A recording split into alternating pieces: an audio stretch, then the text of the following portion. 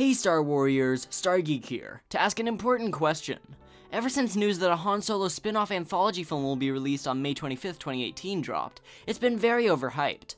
People are getting excited about one of their favorite characters being focused on in his own film. The movie is to be directed by Phil Lord and Christopher Miller, known for their work on the Lego Movie. They've said this about directing the highly anticipated film.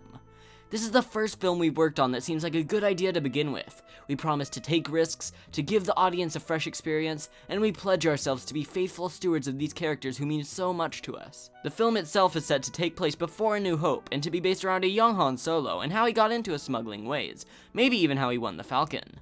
Lawrence Kasdan, the man who wrote the screenplays for The Empire Strikes Back, Return of the Jedi, and now The Force Awakens, will be writing the story with his son, Jon Kasdan.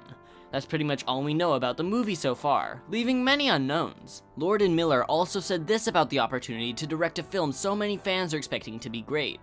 This is a dream come true for us, and not the kind of dream where you're late for work and all your clothes are made of pudding, but the kind of dream where you make a film with some of the greatest characters ever in a film franchise you've loved ever since before you can remember having dreams at all. It's nice to know that such big fans of the saga are going to be creating this film, but does that mean it's going to be good?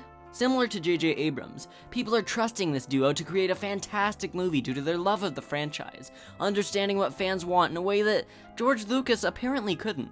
I've given you all of the basic facts. Now it's on to the part where I get to share my opinions on this prequel film.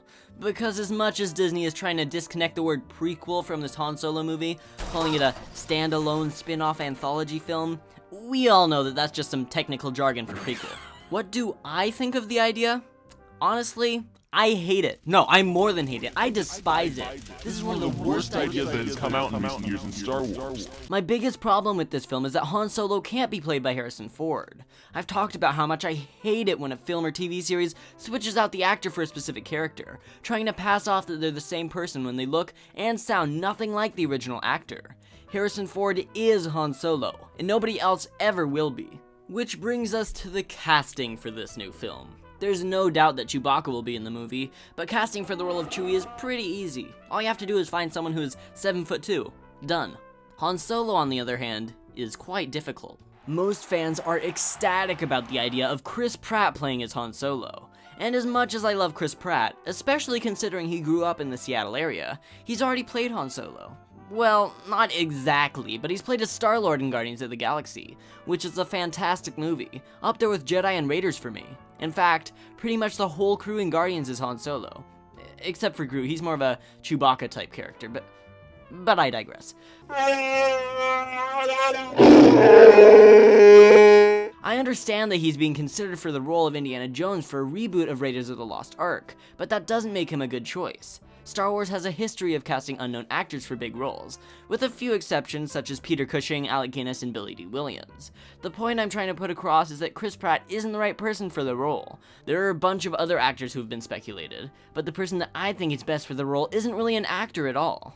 There's a man by the name of Anthony Gruber who does impressions on YouTube. While he can do a wide variety of voice roles, such as Mark Hamill's Joker and Indiana Jones, he is most famous for one video that he uploaded 7 years ago of his Han Solo impression. Han Solo, I'm Captain of the Millennium Falcon. Cheerier tells me you're looking for a passage to the Alderaan system. Yes, indeed. If it's a fast ship. Fast ship? You've never heard of the Millennium Falcon? A fast ship? You've never heard of the Millennium Falcon?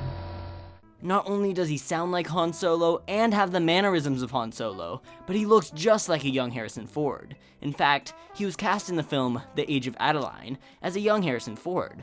People were astounded with how perfectly he became Mr. Ford. He is ideal for the part, and I honestly can't see anyone else playing as Solo in the new Anthology film. But if they don't get Anthony Gruber to play the part, I honestly don't want to see this film. Even though I definitely will. No matter what happens, I'll be excited for the movie, but I'll go into the theater with very low expectations. The actor is honestly the most important part for this movie. Without a good actor, this movie may be a hit and miss, but I still haven't talked about the plot. What's the story even gonna be about? It's been announced that the storyline will follow the life of a young Han Solo on his path to becoming the smuggling scoundrel that we know him as in Episode 4. I really want to see how Han and Chewie met, and I like the idea that Han Solo saved the furball, and Chewbacca swore to protect him in a Wookiee life debt. What I don't want to see is Han getting the Millennium Falcon.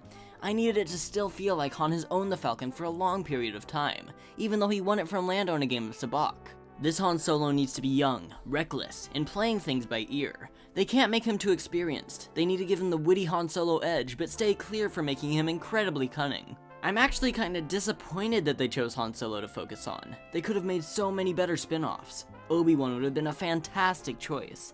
Like I said in my Obi-Wan spin-off trilogy episode, Ewan McGregor is at the perfect age to play a post-episode 3, but pre-episode 4 Obi-Wan. A Lando film could be fun, especially if they got his son, Corey D. Williams, to play the part. I'd like to see the movie start out with Lando losing the Falcon to Han, and then watch his adventure as he meets friends like Lobot and builds up the establishment of Cloud City. I'm definitely a fan of everyone's favorite droid duo, so the spin-off I would love more than anything is a 3PO and R2 film. I enjoy the 80s cartoon series Droids, and the comic books by Dark Horse. Both are set in the time period between episodes 3 and 4, where R2-D2 and C-3PO travel around finding new masters. Overall, I'm still excited for this movie, but I don't have too much hope for it. We'll just have to wait and see. Subscribe to StarGeek for weekly Star Wars content. If you like the channel, please tell a friend. If you enjoyed the video, please shoot that like button at light speed. You can go check out my Facebook page linked in the description. Also check out my Twitter account at StarGeekYT, and find me on Instagram by the same handle. Click on the link to the left for my last video, 5 Facts on Lando Calrissian. You can also click on the right to watch my opinions on an Obi-Wan spin-off trilogy. Don't forget to like the video, and comment on your own opinions. Until we meet again in a galaxy far, far away, this has been StarGeek.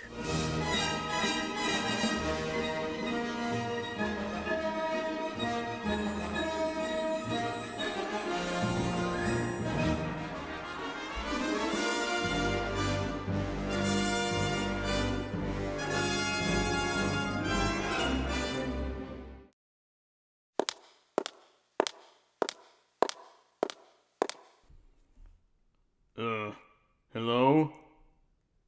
Anyone here?